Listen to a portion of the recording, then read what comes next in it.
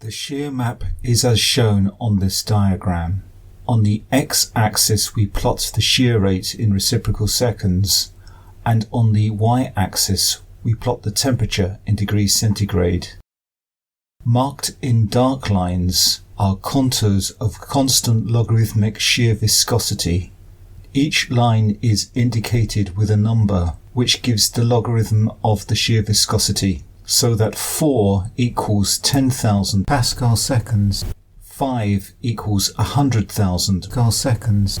The dotted lines which rise continuously from bottom left to top right and the solid lines indicate respectively the reptation disengagement time tau d, the first crossover frequency G' equals G double prime, the Rouse reorientation time tau r, the equilibration time tau e, and the second crossover frequency where G' equals G double prime. A horizontal slice across the diagram represents an isothermal experiment, so we can see the slice at 200 degrees centigrade represented. This corresponds to the master curve we generated earlier on at 200 degrees centigrade, and one can see the shear viscosity falling at the rate expected by the Kuroda-Yasuda relationship with the crossover frequencies at the values previously indicated. Let's now combine the capillary rheology data on the shear map with the torsional shear viscosity as derived by the Kuroda-Yasuda relationships. One can see that the capillary rheology data is indicated by red dotted lines, which indicates the range measured from 30 to 30,000 reciprocal seconds. The yellow dots indicate the measurements made at 30, 300 and 3000 reciprocal seconds. We should note at the low shear rate that the shear viscosity is expected to be 10,000 reciprocal seconds from the Kuroda-Yasuda equation. Also that the first crossover frequency is very close to a shear rate of 10. In this plot we combine the torsional rheology data with the capillary rheology data at 220 degrees centigrade. The capillary rheology data are the large black dots. The torsional rheology data are the small dots, and the dotted line is the Kuroda-Yasuda fit to the torsional rheology data. One can see that there is excellent agreement between the capillary data and the torsional rheology data, and that the Kuroda-Yasuda relationship models both extremely well.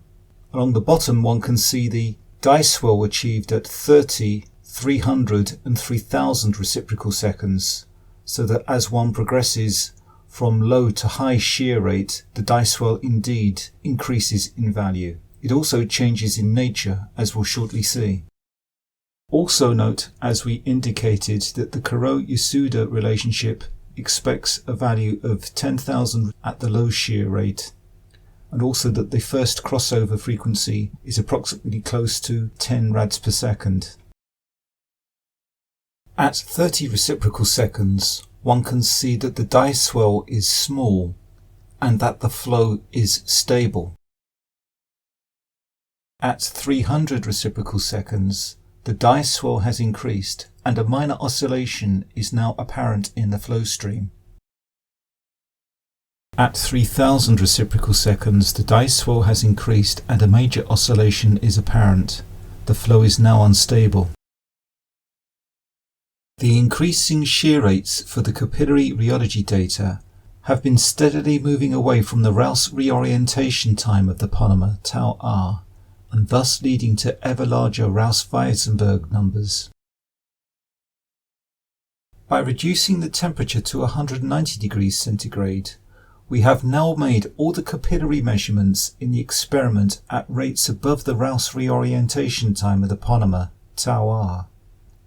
This has its consequences in terms of die-swell. It also naturally increases the shear viscosity by the level indicated in the shear viscosity map. Looking at the combined plot for capillary and torsional rheology data at 190 degrees is instructive. Again, there is excellent agreement between the capillary data and the torsional rheology data, and the Kuroda-Yasuda function is still fitting both extremely well. Notice now that the die swell has increased at 30, 300 and 3000 reciprocal seconds. At 300 reciprocal seconds, one can see that the die swell is larger compared to 220 degrees centigrade, and the flow is now unstable. At 3000 reciprocal seconds, the die swell has increased even further, and the flow is completely unstable. By reducing the temperature to 175 degrees centigrade, we have now made the capillary measurements in the experiment at rates even further above the Rouse reorientation time for the polymer. The shear viscosity also increases as expected. As we can see, the capillary and torsional rheology data are still fitting well, with the Kuroda-Yasuda function fitting the data. The die swell has increased even further compared to earlier temperatures. Using the shear viscosity map, we can identify positions with similar viscosity in the experimental data set, and in this case, they are highlighted at 190 degrees centigrade and 600 reciprocal seconds, and 220 degrees centigrade and 300 reciprocal seconds. They have a shear viscosity of approximately 230 pascal seconds. One can see that despite very similar shear viscosities, the die swell is larger at 190 degrees centigrade compared to 220 degrees centigrade, and the flow is more chaotic. This indicates that die swell has little to do with shear viscosity per se.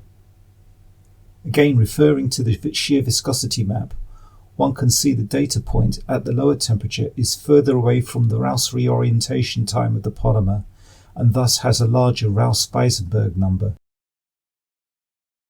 There's no hint when plotting the die swell at the different temperatures as measured in the capillary rheology experiment that timescales are affecting what we see.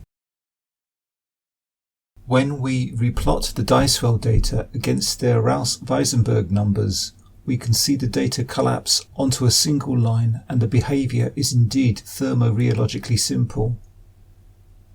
When processing at rates faster than WR equals 1, the die swell will significantly increase.